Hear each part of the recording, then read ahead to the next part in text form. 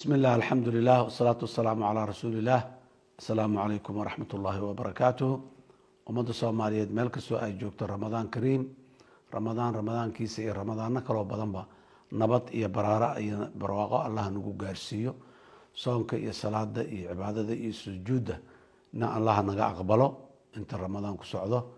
intaas ka bacdi meel kastoo dadka Soomaaliyeed joogaan waxaan leeyahay hambalyo bisha barakeysan ee Ramadaan. bisha Ramadaan fursad waaye sanadkiiba maray timaadaa. dadka Soomaaliyeed waxaan ugu baaqaynaa inay ka faa'iideystaan oo ay Alle ugu dhawaadaan oo ay waxa Alle ugu dhawaanayaan ay noqdaan dalka iyo dadka iyo diinta u hiilinteeda iyo gargaarideeda.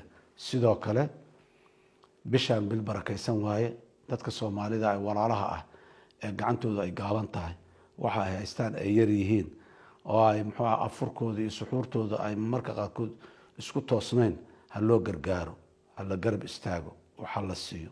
waa qodobka labaad waxaan leeyahay bishaan waa bishii barakeysneed ha la iscafiyo.